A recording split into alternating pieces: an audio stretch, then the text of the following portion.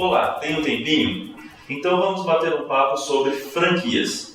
Nossa proposta aqui é oferecer conteúdo relevante sobre esse mercado por meio de entrevistas com profissionais do ramo. Eu sou Davi Vasconcelos e hoje vamos falar sobre as mudanças na lei do franchising com o Rodrigo Raja, diretor jurídico da Inova Franquias. Rodrigo, primeiramente, obrigado pelo convite, por ter aceitado o nosso convite aqui para esse bate-papo. Para iniciar essa conversa, eu gostaria primeiro de saber quais são as principais mudanças, na sua visão, dessa lei em relação à antiga lei de 94. Maravilha. Davi, obrigado pelo convite. Fomos surpreendidos novamente, agora acabando, pensei que isso não ia acontecer esse ano ainda. Sim. Mas o Congresso tem evoluído nessa pauta com viés econômico, né, e conseguiram, enfim, depois de um pouco mais de 4 anos evoluir com esse projeto substitutivo, né, o novo marco das franquias. Engraçado que, lendo a lei, o primeiro contato que eu tive com ela depois do texto final aprovado, eu fiquei com a impressão de que muito do que consta, do que passou a constar expressamente no texto da lei, já faz parte da nossa prática no dia a dia. Né? Uhum. E aí eu acabei tendo uma reflexão de algo que aconteceu conosco, né, com a classe de advogados em geral, com a aprovação do novo Código de Processo Civil, né? 2015, que na verdade trouxeram para o texto da lei, para o corpo, né, do ordenamento jurídico, uma série de regras que já vinham sendo observadas. Na verdade, a impressão que eu fico, né, verificada é que muitas vezes o dia a dia, né, de quem está trabalhando com o negócio, ele ultrapassa a lei. Uhum. Acho que existe um esforço legislativo, muitas vezes não para inovar, mas para formalizar práticas que já vêm se consolidando, né, no dia a dia das pessoas há muito tempo. E a lei de franquias, para mim, em grande parte, é exatamente isso. Um grande esforço legislativo dedicado a tentar trazer um pouco de segurança, de previsibilidade das relações dia a dia de todo mundo que está operando nesse mundo de franchise. Uhum. O que eu quero dizer com isso em poucas palavras, salvo um ou outro ponto aqui, não há invenção e grande inovação. Na verdade, há uma inovação legislativa sim, né? A lei mudou bastante em muitos pontos, mas ela busca trazer segurança para quem opera no segmento de franchise. Né? O primeiro exemplo disso para mim já é o artigo 2. Né? Também não vamos estender a lei muito artigo aqui, senão essa participação acaba ficando maçante. Mas assim, tu percebe no artigo 2 que já há uma apresentação de um conceito do que é franchise, do que é franquia, muito mais próximo daquele que já vinha sendo produzido pelos escritores da área, os doutrinadores da área de franchise. Uhum. Né? Tenho a impressão que talvez o artigo vigente, atual, anterior, ele era muito mais sucinto e abria espaço para algumas interpretações flexíveis demais. Né? Uhum. Hoje, com a lei que vai ser sancionada pelo presidente da República, o que indica, este ano ainda, você passa a acrescentar alguns elementos essenciais a um negócio para que ele seja caracterizado como franquia. Assim, bem rapidamente, né? A redação nova estabelece que no sistema de franquia, o franqueador ele autoriza, né, por meio de contrato, e eu gostei dessa alteração da palavra, né? A redação anterior fala em cede, e como não especifica a que título cede, pode passar a impressão até de que você está transferindo de forma definitiva para o franqueado o direito de uso da marca, etc.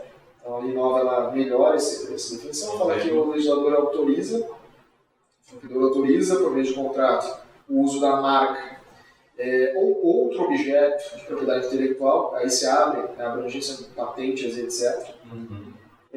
Aí vem as palavras de marco, né? Sempre associados ao direito de produção e distribuição. Né? Estabelece como requisito. Né? Você licencia a marca, mas sempre associado ao direito de distribuição de um produto teu, de um serviço teu. Uhum. Né? E também associado ao direito de uso de métodos e sistemas de implantação, gestão, etc. Né? Essas duas marcações que eu destaquei aqui, elas não existiam no artigo anterior. E para mim são muito importantes. Né? fica bem claro aqui que a intenção do legislador é de se distanciar um pouco daquele modelo simplificado de licenciamento para uso da marca. Né? Geralmente, quando o franqueador está começando um negócio de franchising, né? E muitas vezes, analisando o seu próprio negócio de uma forma autocrítica, quando ele não tem uma estrutura muito bem definida, ele está começando a empreender na prática, montando uma estrutura adequada, ele não tem bem definida a política de gestão do negócio, ele conhece muito o produto, né?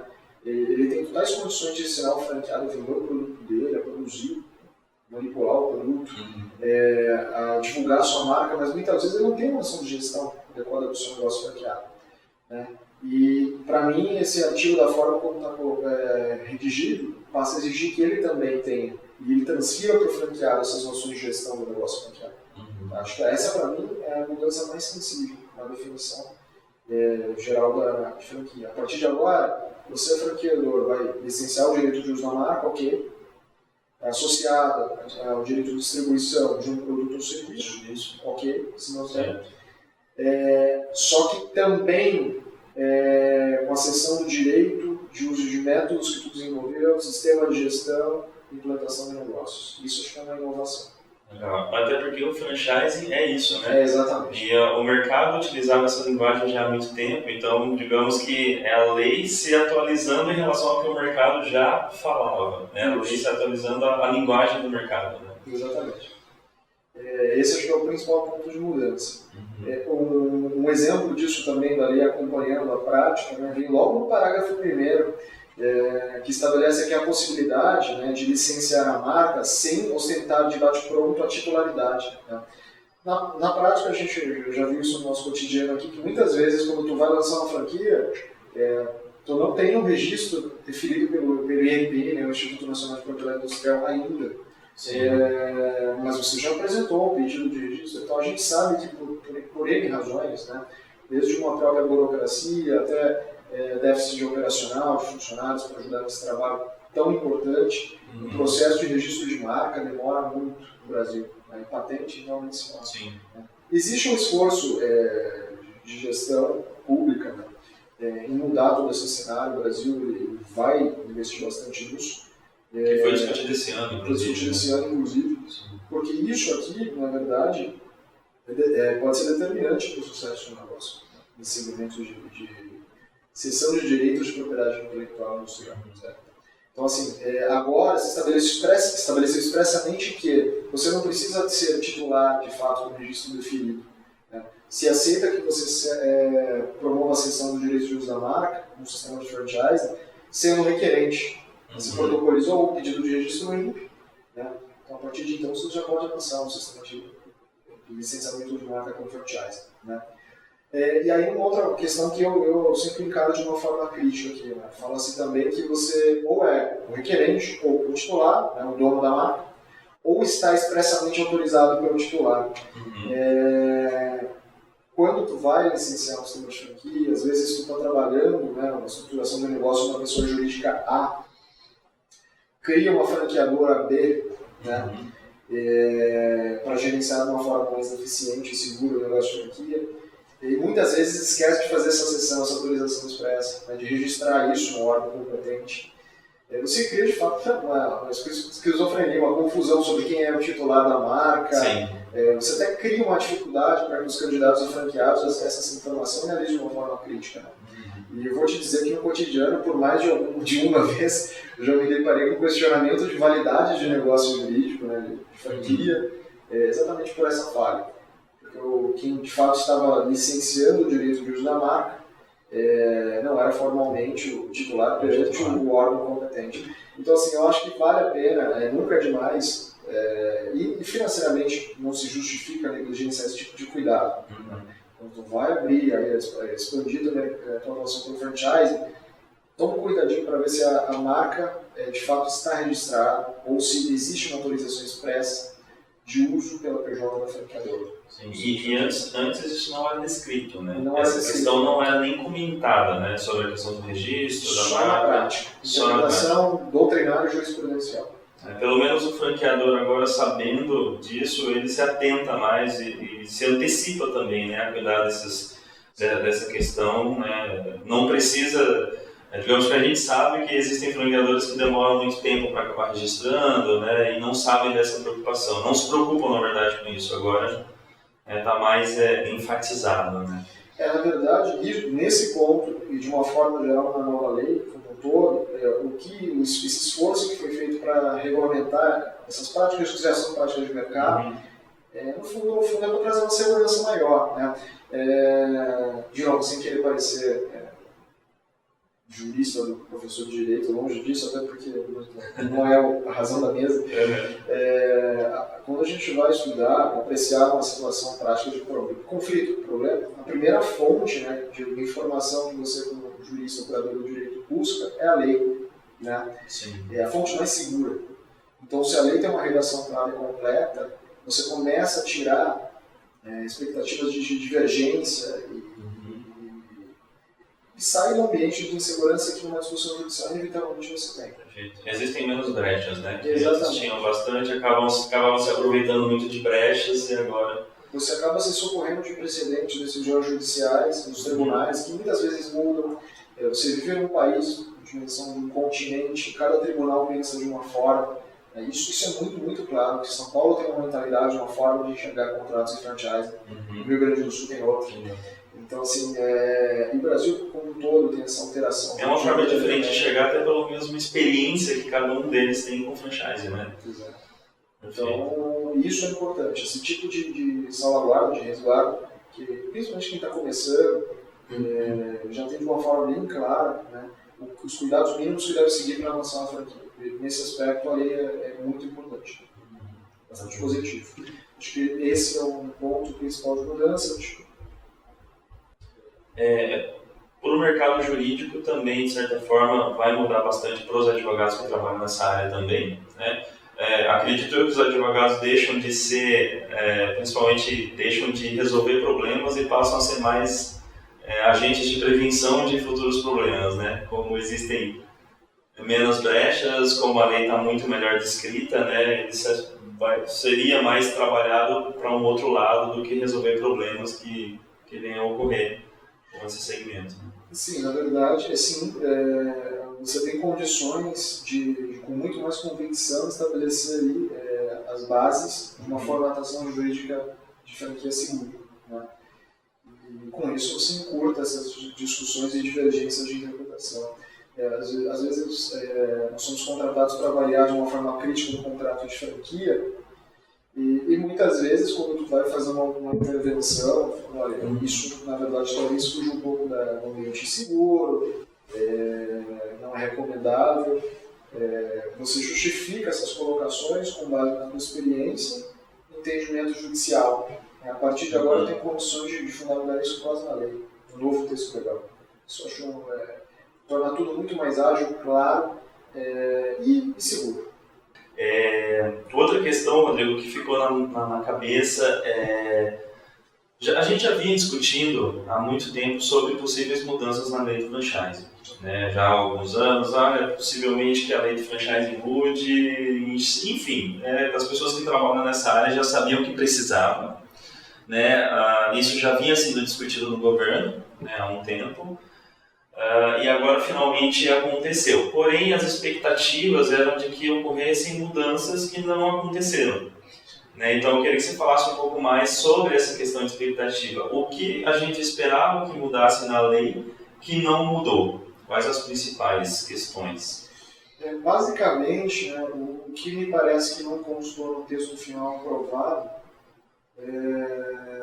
tinha um ponto bem crítico, né, que gerou até uma movimentação dos órgãos de representação, a própria BF, né, que era a estipulação de forma vinculativa, quer dizer, obrigatória, que as operações de franquia que tivessem mais de 50 unidades, elas devessem manter um conselho de franqueados, né.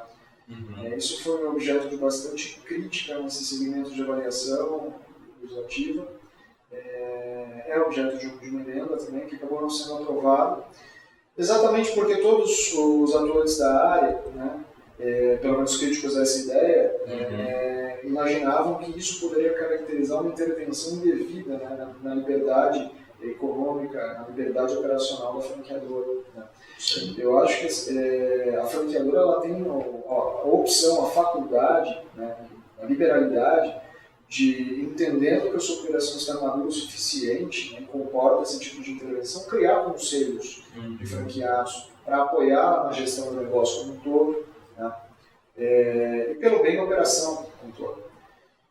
Esse tipo de imposição pode criar uma série de impactos negativos, né, na operação como um todo. Existem operações de franquia grandes, com um número quantitativo de franqueados, grande, representativo, que estão em fase de amadurecimento e que muitas vezes os próprios franqueados que passaram às vezes por uma expansão agressiva não conhecem o negócio franqueador, né?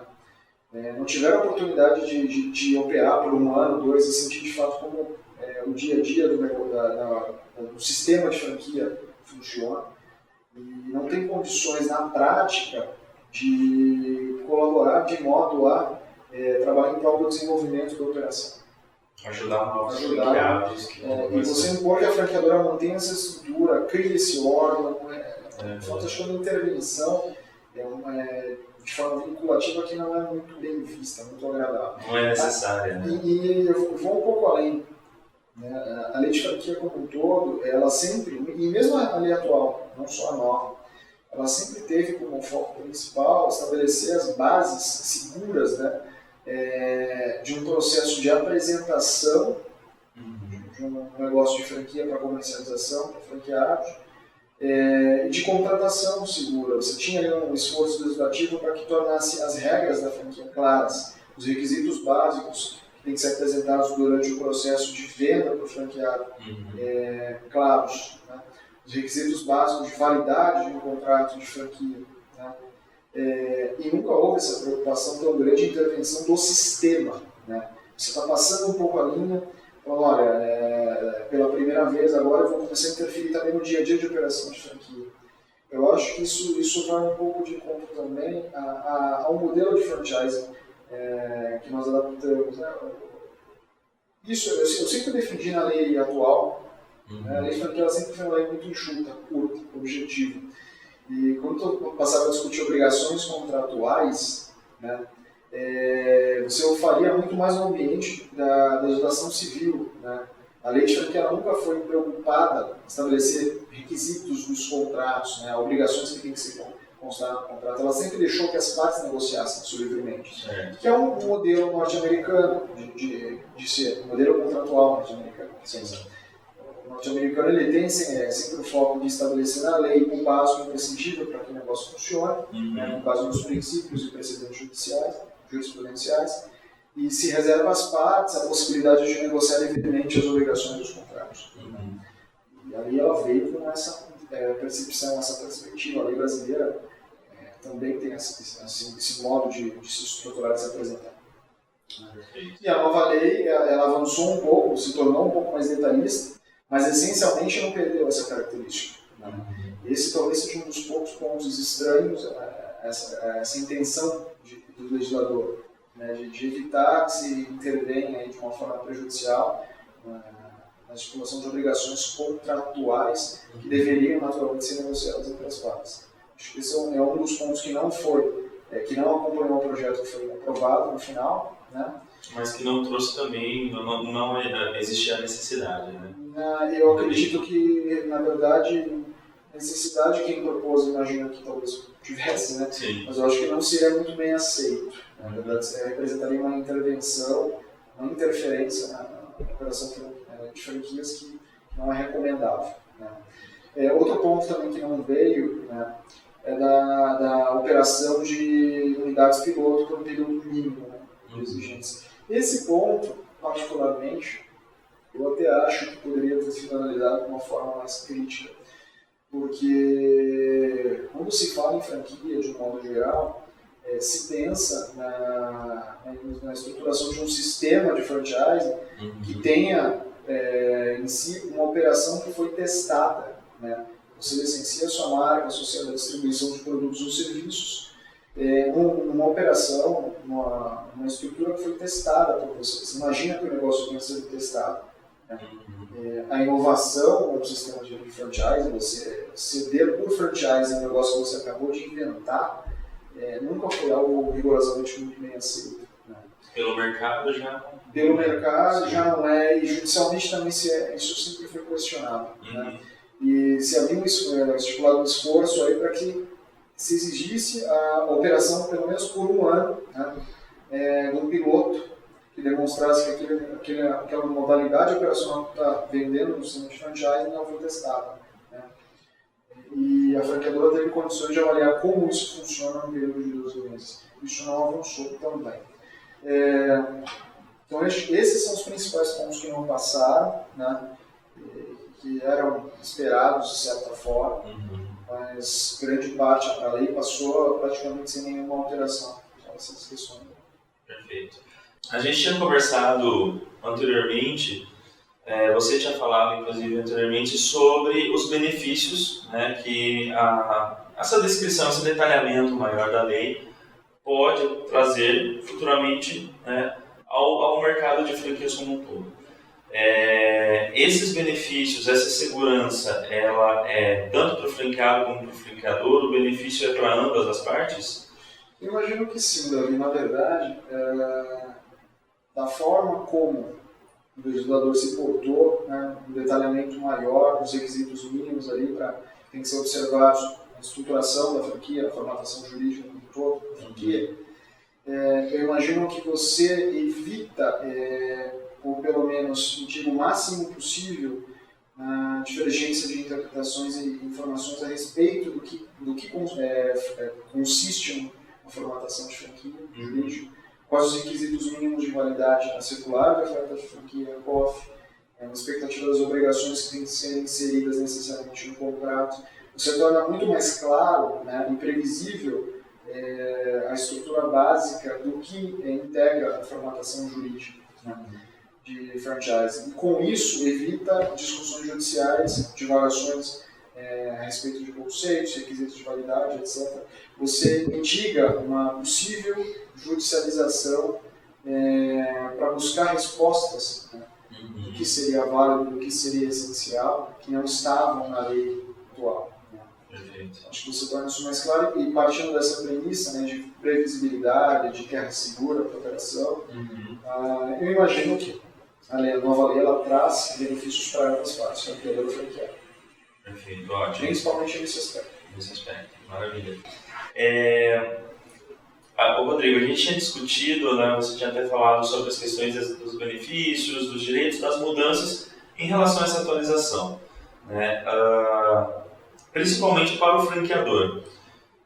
Para ele vai ter que se preocupar com alguma coisa que ele não se preocupava antes por causa dessa mudança que existiu na lei? Ele precisa prestar atenção em algo a mais?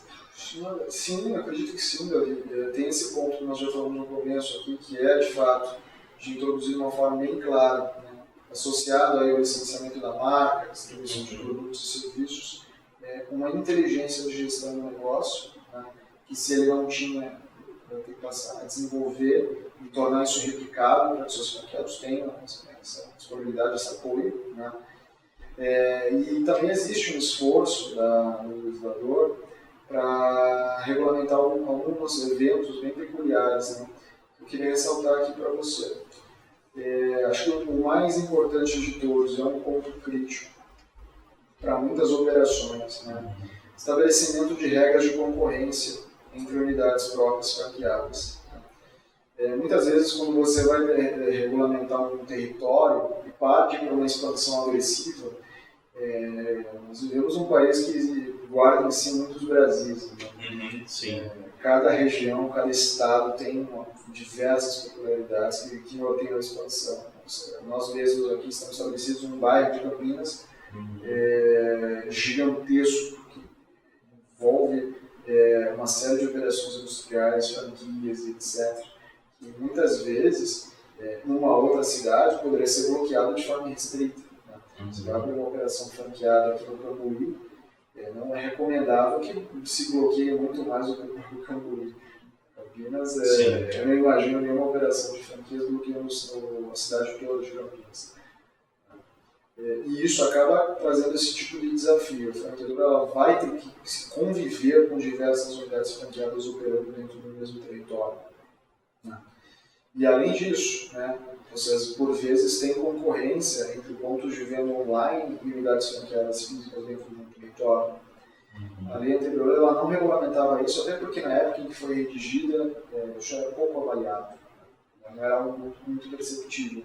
E a lei atual ela exige que conste expressamente, né, na COF, por via de consequência do contrato, quais são as regras que a franqueadora estabelece para que esse tipo de conflito entre franqueados seja superado. Esse é um ponto de melhoria considerável que se apresenta como um desafio para a franqueadora, que atua nessa frente, tanto em cidades que convivem com vários franqueados, concorrentes, quanto com e-commerce. Né?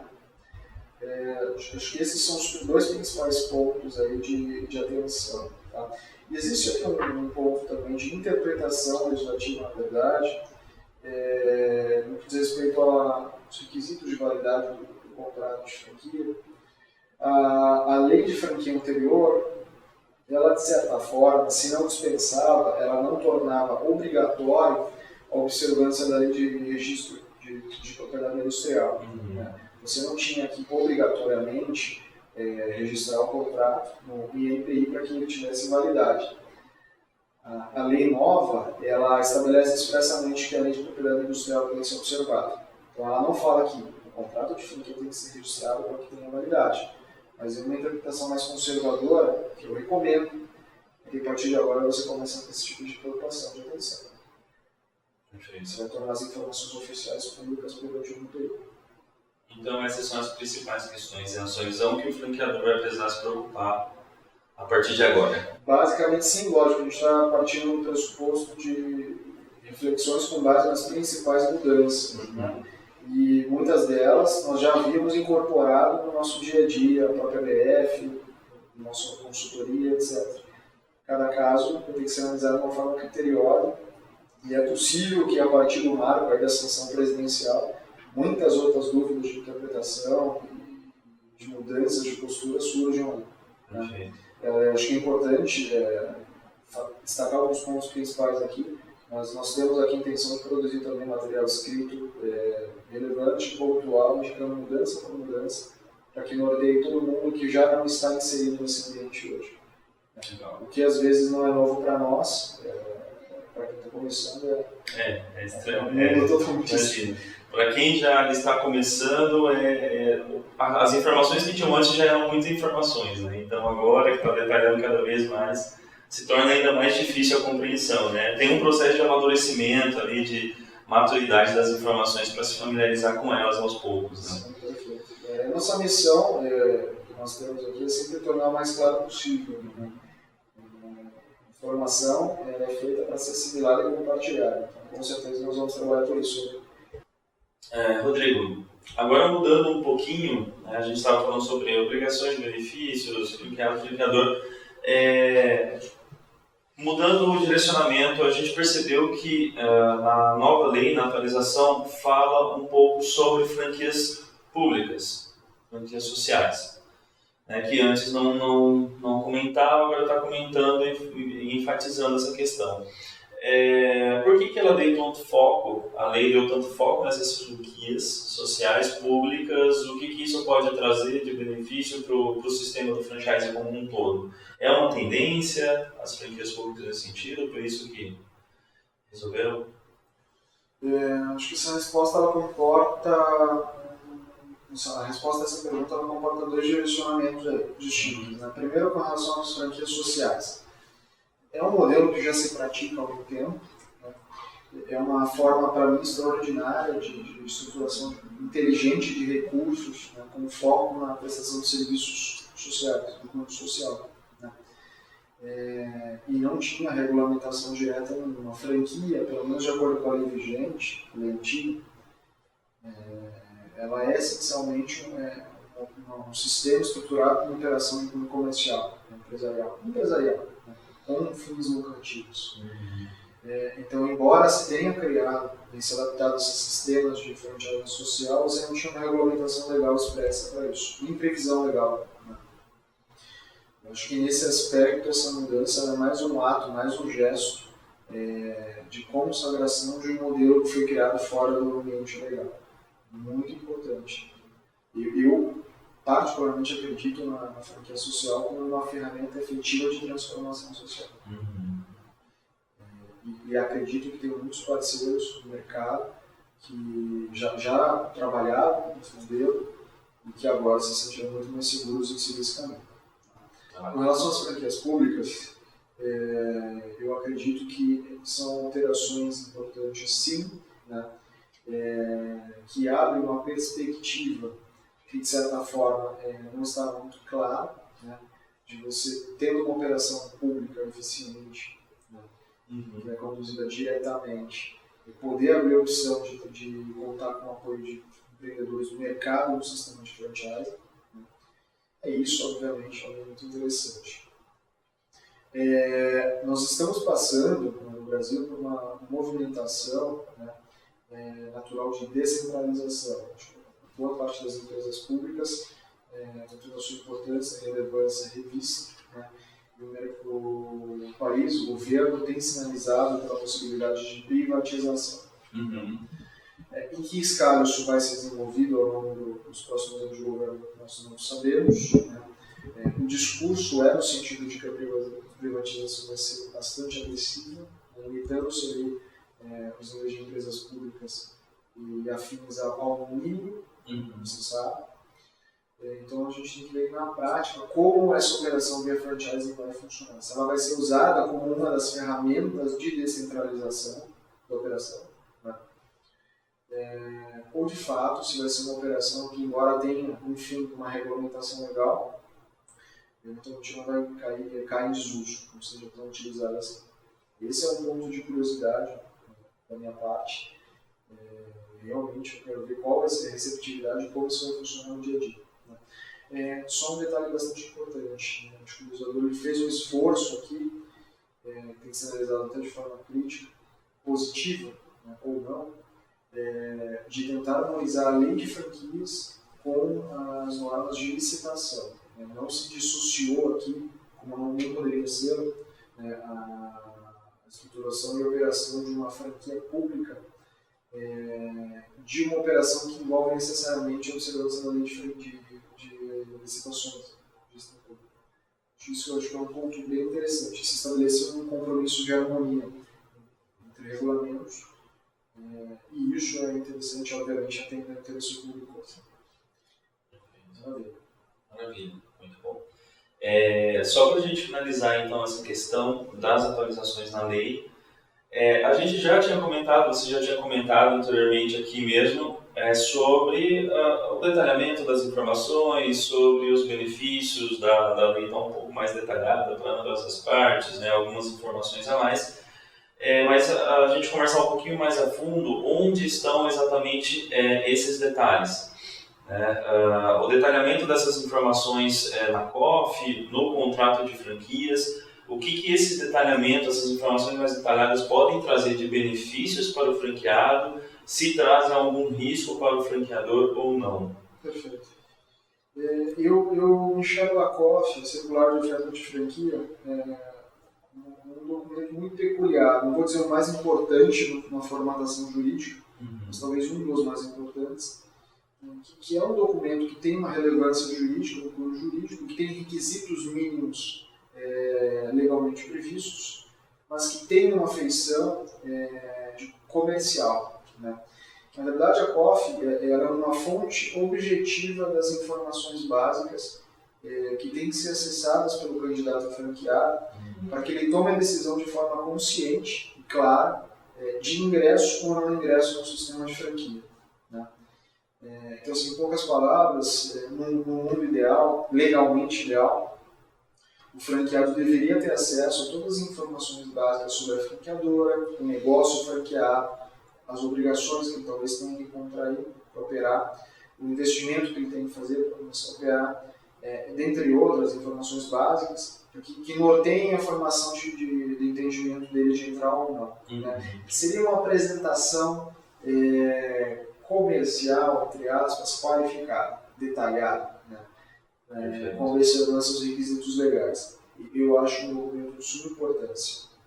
Acho que é o primeiro gesto de apresentação e confiança entre as partes. A franqueadora sendo absolutamente transparente, abrindo as informações que ela exige, né? O franqueado as recebendo, analisando, né? E obviamente guardando sigilo e confidencialidade. Já começa ali uma relação de confiança. Né? A primeira relação de confiança é a entrega da COF. Sim. E a primeira relação com efeitos jurídicos. Né? A COF ela não cria, essencialmente por natureza, obrigação nenhuma relacionada à franquia. Né? Mas a praxe é que ela estabelece um regime de confidencialidade. Né? As informações que a franqueadora compartilha, inclusive nessa fase, elas não podem ser reproduzidas ou compartilhadas pelos franqueados, pelos candidatos a franqueado. Perfeito. Então, em relação a essas principais mudanças, né? Inclusive até uma me chamou bastante atenção, que foi a obrigatoriedade de você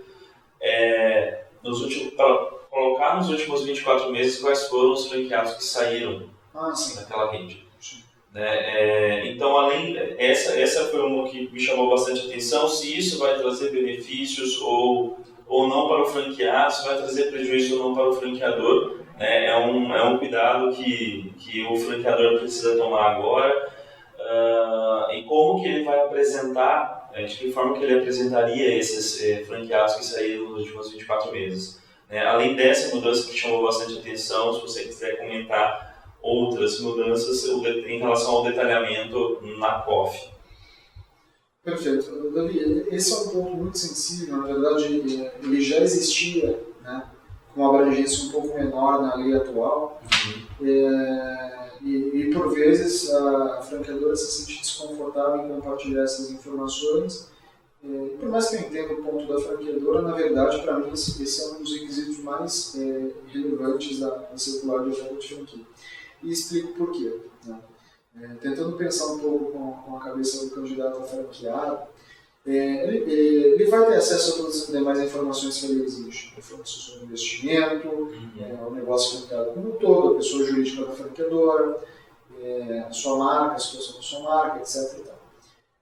Mas talvez nada traga a ele a convicção e a segurança de operar nesse segmento do que a oportunidade de conversar com os franqueados, com alguns franqueados da operação, né? E mais do que isso, com franqueados que saíram da operação.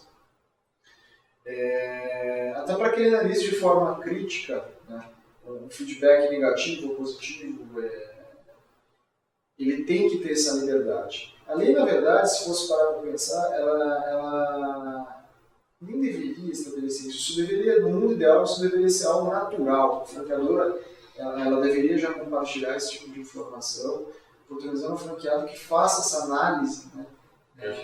Essa conversa prévia com esses franqueados, para que entenda, né? Se não der certo, se o franqueado saiu da rede, por que ele o fez? Né? E será que os problemas que o afetaram me afetariam também, como candidato a franqueado? Então, assim, eu acho isso, eu entendo como algo muito importante. Muitas vezes o franqueador ele toma a decisão com base nessa conversa final com os franqueados, né? E a extensão pretendida pelo legislador, né, de exigir que essas informações abranjam não só os franqueados que saíram nos últimos 12 meses, mas sim nos últimos 24, ela só reforça essa importância, né? Tudo bem, é uma questão que tem que ser vista também, acho que até de uma forma crítica, na medida em que o tempo passa, as situações que motivaram a saída de um franqueado da operação podem perder sentido. Né? A tendência de uma operação franqueadora, como qualquer outra operação, como qualquer negócio, aliás, a todo momento se aperfeiçoar, né? Amadurecer. Então, o franqueado, o candidato a franqueado, durante o processo de tratamento dessas informações, ele tem que ter esse acesso crítico. Né? Por isso que se recomenda, na verdade, isso também não é uma exigência legal, mas é uma recomendação do mercado, que o franqueado, o candidato a franqueado sempre busque apoio, né? Que ele não lê esses documentos sozinho, que ele se socorra de um consultor de negócios, de um advogado, de alguém que interprete essas informações junto com ele, explique os pontos críticos e o ajude a formar seu convencimento. Ele tem um período de análise crítica de 10 dias para analisar as informações, pelo menos, né? Eu acho que com esse suporte, a orientação da franqueadora, com a apresentação dessas informações mínimas que ele exige, a tendência é que tudo dê certo. Esse acho que é o principal ponto de mudança, não quanto à obrigatoriedade, que já existia, né? Mas quanto ao período de abrangência. A franqueadora tem que apresentar a relação completa dos franqueados, né? Já estão operando já, né? Sim, os subfranqueados, subfranqueadores que estão operando, né? E geralmente a franqueadora faz isso sem problema algum. Muitas vezes está dando no seu próprio website, né, atualizado. Sim. Mas também daqueles que se desligaram da operação nos últimos 24 meses. Rodrigo, então, fora essas questões que a gente já tinha comentado de mudanças, tem mais algum outro ponto importante de mudança na COF que você acha interessante ser tratado, ser levado em consideração? Sim, esse ponto talvez seja, para mim, uma inovação muito crítica para alguns tipos específicos de operação de franquia. Tá? A franqueadora, em geral, ela tem a prerrogativa de orientar os franqueados quanto a pedidos mínimos de produtos que têm que ser disponibilizados para formar o estoque, né? Tanto para que os clientes finais da operação sejam atendidos, quanto para evitar que a vitrine, as lojas como um todo fiquem vazias e passem uma percepção de escassez, abalando a imagem da franquia. Ela estabelece pedidos mínimos de produtos para abastecer de forma racional e satisfatória as unidades de franquia. Ou deveria ser assim. Geralmente, quando a franqueadora ela detém a gestão da operação como franqueadora e também ostenta a função de fornecedor homologado, seja diretamente, seja por outra empresa, né, de produtos estratégicos, né, para o negócio franqueado, como muitas empresas de chocolate, etc. Enfim, ela delimita quais são os pedidos mínimos que têm que ser feitos para os franqueados. E esses pedidos vão mudando ao longo do ano. Né? E existe uma insegurança por parte do franqueado, por vezes uma insegurança fundada, né? De que uma alteração abrupta desses pedidos, essa meta mínima de produtos que tem que ser comprados, pode colocá-lo numa situação de imprevisibilidade, desequilíbrio contratual, e torna difícil a sua operação no dia a dia mesmo. Então a lei ela inova, né, e traz para os requisitos essenciais da COF a necessidade aí da franqueadora prestar informações sobre a existência de cotas mínimas de compra, né, de produtos, e a possibilidade de recusa por parte do franqueado. Né. Ela delega para o franqueado, de forma inovadora para mim, a possibilidade de praticar um gesto de autogestão do seu estoque. Né? À medida em que ele entende que o estoque é suficiente para atender a clientela, para atender a operação, sim, de forma fundada, se a COF apresentar isso, né, e se o contrato reproduzir essa possibilidade de recusa, ele passa a ostentar esse direito de recusa. Até porque ele que sabe, mais do que ninguém, né, quanto de estoque é necessário para atender a demanda. Né? Sim, no começo talvez não, mas a tendência é que com o amadurecimento da operação, sim, claro, depois de um ciclo de um ano de contrato, ele tem uma visão mais clara disso. Então é importante que ele tenha esse controle, mas assim, lembrando, isso não é uma imposição, né? A franqueadora, a lei não exige que ela o faça, mas exige que traga para a COF de forma clara se existe essa possibilidade de recusa, né? Mais com um título de informação. E aí o candidato a franqueado, bem assessorado, pode solicitar a franqueadora que introduza isso expressamente, né, na COF do contrato. Perfeito, maravilha. Então, acho que é isso, a princípio, né, é um resumo muito grande de informações que são bastante detalhadas, né, então o propósito na conversa é a gente, né, resumir de forma mais global, né, as informações dessa atualização na COF. E tenho certeza que as informações mais importantes já foram ditas aqui por você. Vai ser muito enriquecedor para quem está ouvindo a gente, essas informações, franqueados, franqueadores, quem trabalha na área. Então, Agradeço muito aí, Rodrigo, o seu esclarecimento, as informações que você passou aqui para a gente. Eu agradeço bastante pela atenção, espero ter auxiliado alguém, as pessoas. Minha intenção aqui é criar um ambiente inicial, para que as pessoas comecem a assimilar um novo sistema que vai entrar em vigência aí provavelmente no próximo ano. E isso não acaba por aqui, pelo contrário, acho que a tendência é cada vez mais a gente voltar a falar de uma forma crítica sobre as alterações, produzir conteúdo e se colocar à disposição sempre para tirar qualquer dúvida. Maravilha. Estou à disposição de vocês aí. Perfeito, obrigado, Rodrigo. Obrigado, boa noite, boa semana a todos. Obrigado, boa noite. Bom, muito obrigado então. Antes de finalizar, eu gostaria de indicar outro programa do podcast chamado Papo sobre Negócios. É uma proposta mais descontraída em formato de mesa redonda, onde os convidados debatem assuntos sobre negócios em geral. Não deixem de conferir também. E gostaria também de indicar um podcast parceiro do nosso, desde o início, que é o Veja Bem Podcast, focado no campo educacional sobre temas diversos, com o objetivo de trazer novas perspectivas sobre assuntos variados. O Veja Bem está há mais de 3 anos no ar e ajudou muito na criação e desenvolvimento do nosso podcast, inclusive. Um grande abraço aos parceiros do Veja Bem e não deixe de conferir eles também. Então, esse foi mais um episódio do Papo sobre Franquias. Muito obrigado e até a próxima.